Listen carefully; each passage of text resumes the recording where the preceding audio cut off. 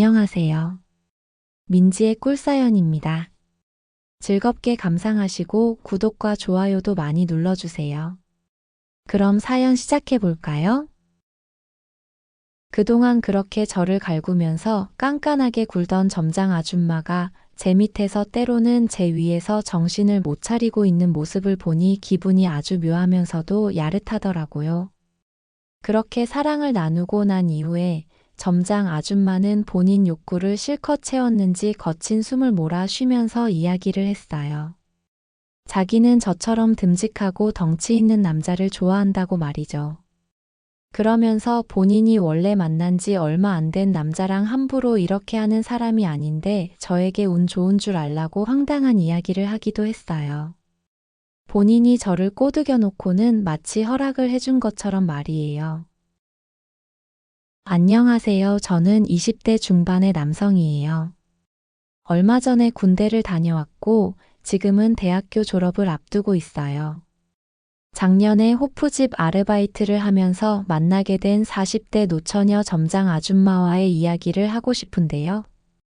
그 점장님 덕분에 저는 작년에 아주 원 없이 여자랑 연애를 해보게 되었죠. 욕구가 절정에 올라 있는 아줌마라서 그런지 시도 때도 없이 저를 찾아대곤 했는데요. 덕분에 저도 아주 야릇한 시간을 마음껏 즐길 수 있었죠. 그 이야기 여러분들에게 들려드려 볼게요. 원래 고향은 지방 아래쪽인데 운 좋게 수능날 대박이 터지는 바람에 서울에 있는 대학에 합격을 하게 되었고요. 군대 가기 전까지는 집에서 용돈을 받아서 생활을 했는데 군대를 다녀오고 나서는 집에서도 눈치를 엄청 주시더라고요. 용돈을 안 주시진 않았는데 통장에 돈을 입금해 주시는 날이 되면 엄마가 전화를 하셔서는 잔소리를 꽤 하시곤 했죠. 아마 코로나 시기가 겹치고 하면서 부모님도 용돈을 넉넉히 주시기가 부담스러워서 그랬던 것 같아요. 다행히 군대에서 모아놓은 돈으로 몇 달 버틸 수는 있었는데요. 몇 달 후 안 되겠다는 생각이 들었고 저는 결국 아르바이트를 구해야겠다는 생각을 하게 되었죠. 명문대에 다니면 과외를 하는 것이 가장 좋기는 했을 텐데요. 서울에 있는 대학에 겨우 턱걸이를 해서 들어온 저에게 과외는 무리였고요. 저는 고민을 하다가 아르바이트를 많이 해본 친구들에게 이것저것 물어보기 시작했죠. 친구들이 주로 추천해주는 아르바이트는 몇 가지 안 됐어요. 대부분 PC방 아니면 호프집 아르바이트를 권하더라고요. 처음에는 PC방 아르바이트를 고려해봤는데요. PC방 일이 요즘에는 거의 식당 급으로 요리를 해야 한다고 하더라고요. 자취하면서도 밥을 잘 안 해먹는 제가 남이 먹는 음식을 만든다는 것도 마음에 걸렸고요. 거기다가 초등학생이나 중고생들이 몰리는 시간에는 정말로 지옥이 열린다는 이야기를 듣고는 호프집 아르바이트를 하기로 마음을 먹었어요. 그 아르바이트가 시급도 괜찮고 무엇보다도 여자 알바생이랑 썸을 타게 되는 일도 있다고 해서 끌리더라고요. 아무튼 그래서 학교에서 멀지 않은 곳에 호프집 몇 군데를 알아보고는 지원을 해봤어요. 그 중에 가장 먼저 면접을 보라고 연락이 온 곳이 있어서 그곳에 가보게 되었죠. 자취하는 곳에서 몇 정거장 되지 않는 곳에 있는 호프집이었는데요. 번화가에 있는 곳이어서 알바생이 많은 것 같더라고요. 호프집에 들어갔더니 가게 안쪽에서 저를 기다리고 있는 점장님을 처음 만나게 되었죠. 딱 봐도 깐깐해 보이는 40대 아줌마였는데요. 저는 아줌마라고 생각했지만 점장님은 미혼이었고요. 본인 관리를 열심히 했는지 몸매도 상당히 괜찮아 보였어요. 얼굴도 예쁜 편이기는 했는데 그래도 나이는 속일 수 없겠더라고요. 화장을 아주 정성껏 한 것 같기는 했는데 주름까지 감출 수는 없어 보였죠. 점장 아줌마는 저를 위아래로 아주 꼼꼼하게 훑어보면서 한참을 이것저것 질문해 오기 시작했어요. 군대를 갔다 온 사람이 책임감이 있어서 남자 알바생은 군필자만 뽑고 있다는 이야기가 시작이었고요. 알바를 한두 달 하고 그만두면 가게의 손해가 이만저만이 아니라는 등의 잔소리를 한참 동안 늘어놓기도 했죠. 제가 잘생긴 편은 아니지만 깍듯하기도 하고 이미지는 조금 듬직한 편이거든요. 점장 아줌마가 그렇게나 강조하던 군대도 다녀온 상황이었고요. 한참을 질문을 받았는데 실은 내색 안 하고 정말 성심성의껏 답변을 했고요. 제가 면접하는 태도가 마음에 들었는지 점장 아줌마는 입술을 꽉 다문 채 고개를 끄덕이더니 알겠다고 말을 했어요. 그리고는 면접 볼 사람이 몇 명 더 있으니 다 보고 나서 결정되면 연락을 주겠다고 했죠. 그렇게 진땀나는 면접이 마무리가 되었고요. 저는 그 호프집은 면접 통과가 안 될 수도 있겠다는 생각이 들어서 집에 와서는 다른 아르바이트 자리를 알아보게 되었죠. 그러다가 다음날 모르는 번호로 전화가 와서 받게 되었는데 바로 그 호프집 점장 아줌마였어요. 하필 그날 알바생 한 명이 빵꾸를 내게 되었다고 혹시 그날 저녁부터 근무가 가능하냐고 다급하게 물어보더라고요. 저는 알바 자리가 생겼다는 희소식에 수업이 끝나자마자 바로 달려가겠다고 이야기를 했죠. 그렇게 그 호프집에서의 아르바이트가 시작이 되었어요. 번화가에 있는 호프집이어서 저 말고도 알바생이 3명 정도 더 있었고요. 다들 여자 알바생이었는데 솔직히 예쁜 사람이 없더라고요. 저는 간단히 소개하고 인사를 한 뒤 일단 테이블 번호를 외우는 일부터 시작을 하게 되었죠. 퇴근 시간이 되어가니 손님이 정말 꾸준히도 들어오더라고요. 일단 첫날은 주방에서 음식이 나오면 손님 테이블에 갖다 드리는 일을 시작으로 테이블을 치우고 바닥 청소하는 것 같은 비교적 간단한 일들을 하게 되었고요. 강냉이 같은 기본 안주가 떨어지면 가져다 주는 하찮은 일을 하면서 첫날 아르바이트를 마무리를 하게 되었어요. 점장 아줌마는 주로 계산을 담당하거나 주문을 받는 일을 하면서 매장 관리를 하는 것 같았죠. 그리고 다음날 조금 더 일찍 출근을 해서는 생맥주를 따르는 법을 처음으로 배우게 되었는데요. 이게 마실 때는 몰랐는데 은근히 신경을 써야 할 게 좀 있더라고요. 맥주가 꽤나 예민해서 따르는 속도랑 컵의 각도까지 신경을 다 써야 했어요. 너무 빨리 따르면 거품이 많이 났고요. 천천히 따르면 언제 500cc를 다 따를 거냐면서 점장 아줌마에게 잔소리를 듣기 딱 좋았죠. 그리고 그날은 단체 손님들이 와서 제 정신을 쏙 빼놓기도 했고요. 바쁘다 보니 어떤 테이블에서는 주문을 잘못 받아서 손님들에게 죄송하다고 굽신거려야 하기도 했죠. 결국 새벽에 알바를 마치고는 점장 아줌마에게 불려가서 한 소리를 듣기도 했네요.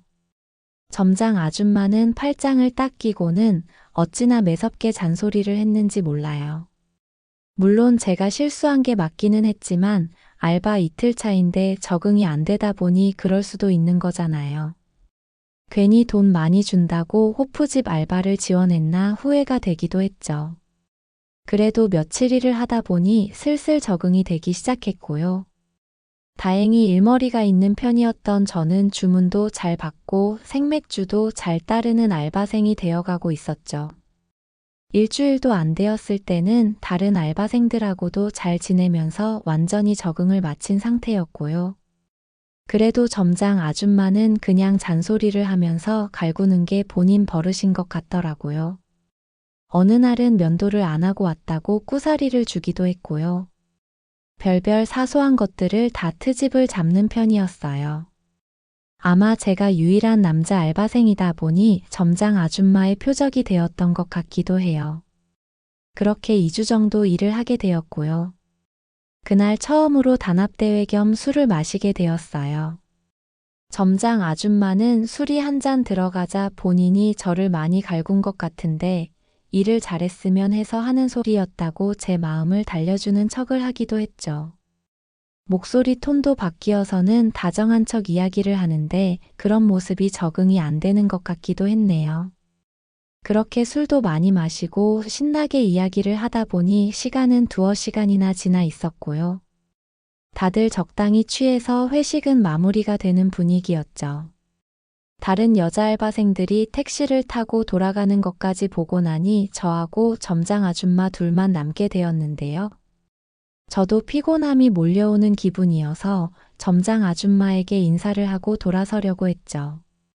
그때 점장 아줌마가 갑자기 저를 붙잡으면서 술이 조금 아쉬운 생각이 드는데 저에게 따로 한 잔 더 하겠냐고 이야기를 했어요. 사실 내일 아침부터 수업도 있고 별로 내키지는 않았는데요. 점장 아줌마의 한 잔 더 하자는 제안을 거절했다가 나중에 알바할 때 괜히 더 갈굼을 받을까 싶어 저는 사회생활을 좀 하기로 했어요. 안 그래도 조금 술이 부족한 느낌이었는데 점장님이 원하시면 저도 한 잔 더 하고 싶다면서 영광이라고 능청을 떨었죠. 그렇게 우리는 2차를 가기로 했는데요. 호프집을 마무리하고 회식을 시작했던지라 시간은 새벽으로 흘러 있더라고요.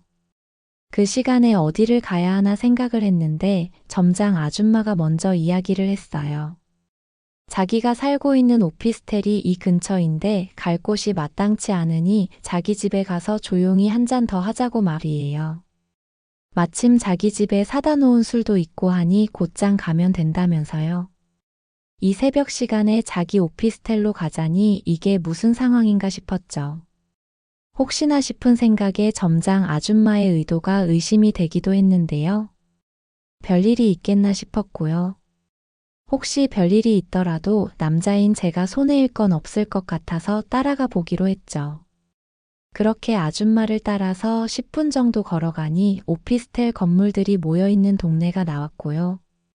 점장 아줌마가 들어가는 오피스텔 건물로 따라 들어가게 되었어요. 저는 학교 앞에 있는 주택 같은 빌라에 살고 있었는데 오피스텔은 특유의 야릇한 분위기가 있더라고요. 하이힐을 신고 있던 점장 아줌마의 또각거리는 구두 소리가 복도에 울려 퍼졌는데 그 소리가 조금 야릇하게 들리기도 했죠. 새벽이어서 점장 아줌마는 속삭이는 목소리로 저에게 말을 걸기도 했는데요. 아줌마의 나지막하게 속삭이는 소리도 더 이상한 느낌을 주었어요. 아무튼 점장 아줌마를 따라서 엘리베이터를 타고 6층에 도착을 했고요. 아줌마는 자기 집 앞에 도착해서는 도어락 비밀번호를 천천히 눌러서 문을 열었죠. 안으로 들어가니 깐깐한 아줌마 성격만큼이나 집 정리는 잘 되어 있더라고요. 40대 아줌마이기는 했지만 그래도 여자가 사는 집이어서 그런지 집안에선 화장품 냄새가 은은하게 나는 것 같았고요.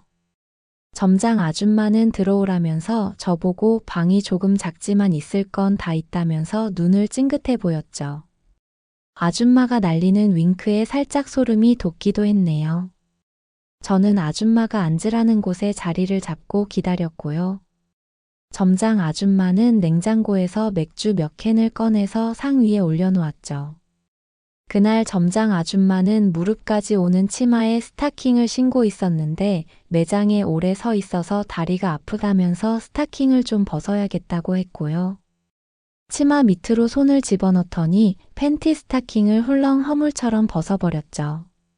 제 앞에서 신고 있던 스타킹을 훌렁 벗어버리는 모습을 보고는 이거 오늘 무슨 일이 생기겠구나 하는 예감이 들었고요.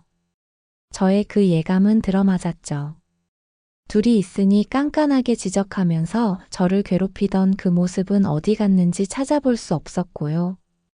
제 옆에 앉아서 일은 힘들지 않았냐고, 그래도 제가 와서 일을 빠르게 배우고 적응을 해줘서 얼마나 든든한지 모른다면서 점장 아줌마는 은근슬쩍 제 다리에 손을 올려놓았어요.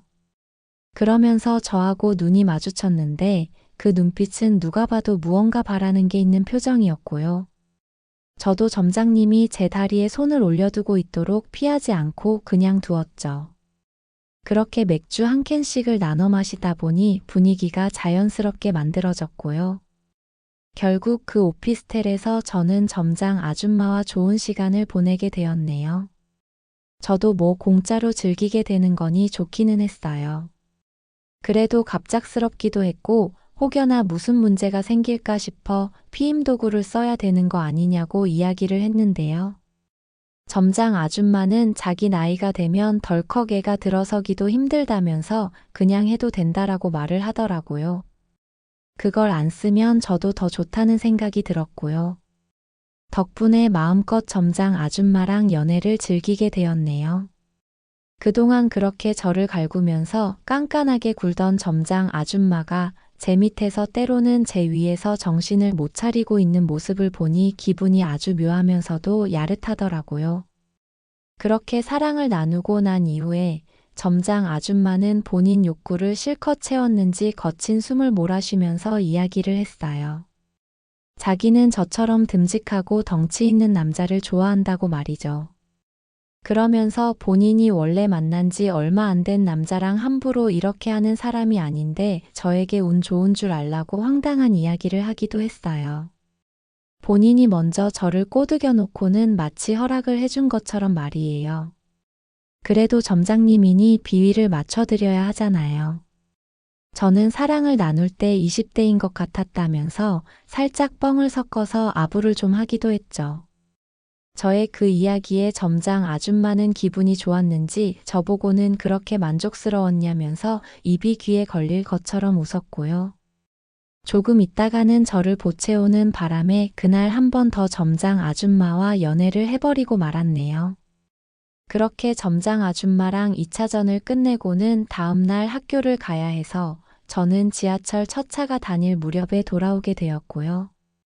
다음날 학교 수업에 가서는 피곤함에 정신을 못 차린 채로 수업을 듣게 되었죠. 그리고는 점장 아줌마랑 그때부터 그렇고 그런 사이가 되었어요. 물론 아르바이트를 하는 시간에는 전이랑 똑같이 잔소리하고 깐깐하게 구는 건 여전했죠. 그러다가 며칠에 한 번꼴로 점장 아줌마가 저에게 카톡을 보내서는 일 마치고 시간 되면 자기 오피스텔로 오라고 했고요. 저도 점장 아줌마의 그런 호출을 서서히 즐기게 되었죠. 아르바이트 하면서 점장에게 잔소리를 듣고 시달렸던 날은 저도 갚아주는 마음으로 스트레스를 풀곤 했어요. 오히려 그럴수록 점장 아줌마는 더 좋아하는 것 같아서 조금 아이러니하게 느껴지기도 했네요. 어떨 땐 점장님 안에 그냥 해버리기도 했는데 전에 사귀던 여자친구에게는 그렇게 해본 일이 없어서 만족스러운 느낌이 들기도 했고요. 그리고 간혹 점장님 얼굴이 너무 매혹적이라면서 얼굴에 해버리기도 했는데요. 그럴 땐 묘한 정복감이 들기도 했고요. 아르바이트 하면서 갈굼당했던 거에 대한 복수를 한 기분이 들어서 짜릿했죠. 그렇게 몇 달 정도 점장 아줌마랑 실컷 연애를 하게 되었고요. 그날도 알바를 마치고는 점장 아줌마의 오피스텔에 가서 사랑을 나누고 잠시 쉬던 중이었는데요. 점장 아줌마가 제 팔베개를 하고 있다가 이야기를 꺼냈죠. 앞으로는 만남을 자주 못 가질 수도 있다고 말이에요. 저는 무슨 말인가 했더니 본인이 얼마 전에 선을 봐서 썸을 타는 남자가 생겼다고 하더라고요. 저는 축하한다는 이야기를 하면서 그러면 결혼을 하게 되시는 거냐고 남자분은 어떤 분이냐고 물어봤어요. 점장 아줌마는 본인보다 3살이 많은 연상의 남자인데 부동산도 좀 가지고 있고 재산이 좀 있는 것 같다면서 괜찮은 남자인 것 같더라고 이야기를 했죠. 아줌마보다 3살이 많으면 50 가까운 거 아니냐는 이야기가 목까지 나왔지만 그 얘기는 하지 않았어요. 아줌마는 그러면서 그 남자가 나이가 많아서 바밀이 시들하지 않을까 걱정이라고 우스개 이야기를 하기도 했죠.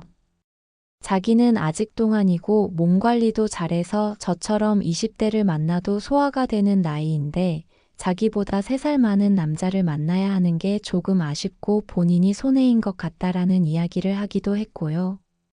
그러면서 앞으로는 자주 못 만나더라도 제가 원하면 가끔 시간을 내보겠다면서 억지 생색을 내는 듯한 이야기를 또 하더라고요. 그리고는 정말로 그 남자와 연애를 시작한 건지 그 뒤로는 점장님하고 예전처럼 그렇게 자주 만나지는 못했어요. 예전에는 하루가 멀다 하고 저를 오피스텔로 불러댔는데 점차 그 횟수가 일주일에 한 번, 보름에 한 번꼴로 뜸해지기 시작했죠. 점장 아줌마는 그 사이에 썸남 아저씨랑도 잠자리를 해봤는지 아저씨가 밤에 형편없다면서 아쉬워하곤 했죠. 아저씨가 흐물흐물해서 제 생각이 많이 났다면서요. 젊은 남자 맛을 실컷 봐버린 점장 아줌마였으니 본인 또래 남자들에게는 만족이 안 되었겠죠. 그래도 점장 아줌마는 그 남자와의 연애가 잘 되어가고 있었나 봐요. 어느 날부터인가 호프집이 문 닫을 시간이 되면 그 아저씨가 와서 점장님을 데리고 가기도 했어요. 점잖은 중년처럼 보이던 그 아저씨는 점장 아줌마 말대로 돈이 좀 있어 보이긴 하더라고요. 타고 온 자동차도 고급 승용차였고요. 입고 있는 옷이나 시계 같은 걸 봐도 값나가는 것들인 것 같았어요. 아무튼 저랑 요상한 것들을 다 해버렸던 점장 아줌마라서 그랬는지 아줌마의 남자친구를 보니 괜히 미안한 생각이 들기도 했어요. 그리고 나서 얼마 후에 저는 알바를 그만두게 되었어요. 4학년이 되면서 졸업 준비를 해야 하기도 했고요. 학교 생활을 하면서 새벽까지 알바를 하는 일이 은근히 몸을 피곤하게 만들더라고요. 그리고 점장 아줌마랑 연애를 꾸준히도 해왔으니 더 체력을 많이 썼던 것 같기도 하고요. 그만두던 그날도 새벽까지 송별회를 하고는 점장 아줌마네 오피스텔에 가서 또 질펀한 시간을 가지기도 했죠. 점장 아줌마는 1년을 꾸준히 일해준 것도 고맙고 오피스텔에서 자기를 즐겁게 해줬던 것도 고마웠다고 이야기를 했고요. 그날 아주 지극정성으로 저를 대해주었죠. 아르바이트를 그만둔 이후로 얼마 있다가 점장 아줌마와 한 번 더 만나서 연애를 하게 되었는데요. 그게 그 아줌마와의 마지막 연애였어요. 아줌마하고 공짜로 연애를 즐기는 것이 재밌기도 했는데요. 호프집으로 찾아왔었던 점장 아줌마 남자친구의 얼굴이 자꾸 떠오르기도 했고요. 그럴 때면 제가 못할 짓을 하고 있는 것 같다는 생각에 양심의 가책이 들기도 했거든요. 그 무렵 점장 아줌마와의 육체적 관계를 더 이상 지속하고 싶은 생각이 들지 않았던 것 같네요. 그 이후로도 점장 아줌마는 종종 저에게 연락을 하기도 했고 만날 시간이 있냐면서 저를 떠보기도 했는데요. 저는 학교 공부 핑계, 과제 핑계를 대면서 아줌마와의 만남을 피하게 되었죠. 그렇게 연락이 끊기게 되었고요.